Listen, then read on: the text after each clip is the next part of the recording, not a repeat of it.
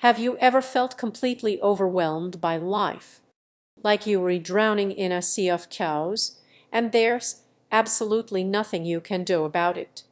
Well, what if I told you there's a philosophy, an ancient one at that, that not only acknowledges this feeling but gives you the tools to navigate it with grace and even power? Hello, book lovers, and welcome back to Ace Book Talk.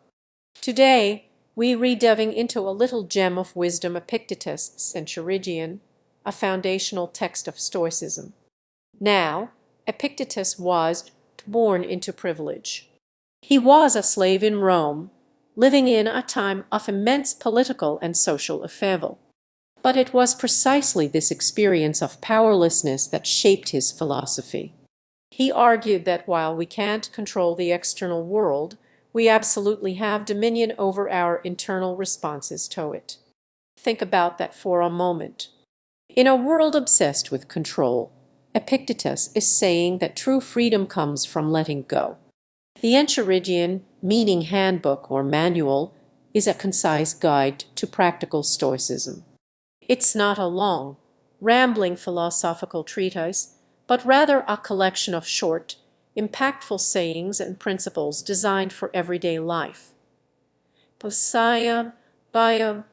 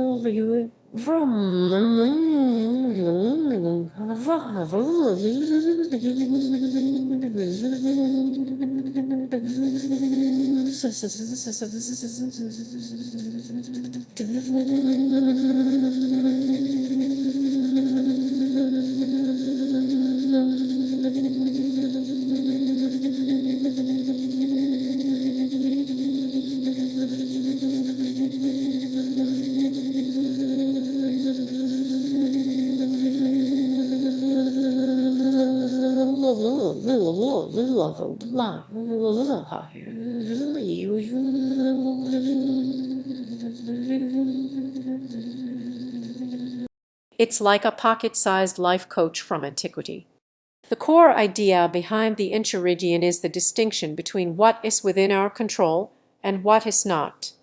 Epictetus argues that we should focus our energy solely on the things we can control, our thoughts, judgments, and actions. Everything else, our health, wealth, reputation, the actions of others, is external and therefore ultimately indifferent. Now, he doesn't mean we should be completely apathetic. He's not advocating for shunning responsibility or becoming a hermit. Instead, he urges us to accept what we cannot change with equanimity and to act virtuously within our sphere of influence. A central concept he explores is the nature of good and evil. For Epictetus, goodness lies in virtue and reason, while evil stems from vice and irrationality. External events, whether seemingly positive or negative, are neither inherently good nor bad. It's our judgments about them that determine their impact on our well-being. If you lose your job, for example, Epictetus would argue that it's not the job loss itself that causes distress, but rather your belief that losing your job is a catastrophic event. By changing your judgment, you can change your emotional response. He also emphasizes the importance of aligning your desires with reality. Much of our suffering, according to Epictetus, comes from wanting things to be other than they are. We yearn for things we don't have, we resist what we can't avoid, and we generally torment ourselves with unrealistic expectations. The key to happiness, then, is to want what you have, to accept the present moment, and to find satisfaction in virtue itself. This isn't about settling for less, but about finding peace by accepting reality. The Enchiridion offers guidance on how to deal with difficult people and situations. Epictetus advises us to practice patience, understanding, and forgiveness. When someone wrongs you, he suggests, consider their motives and their limitations. Perhaps they acted out of ignorance, or perhaps they were simply having a bad day. By understanding their perspective, you can avoid resentment and maintain your own inner peace. You can your own damn then and zen and down and down zen down do do do do do do do do do do do do pen you be do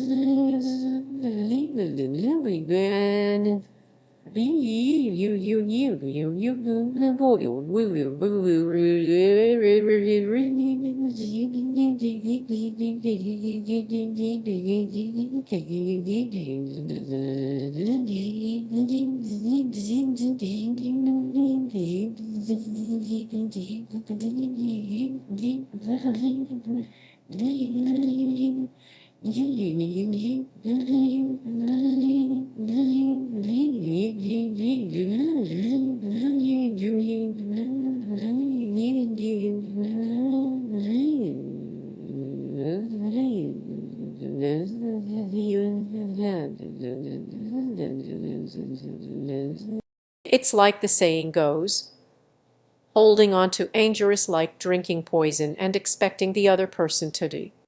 Epictetus also stresses the importance of self-awareness and self-improvement.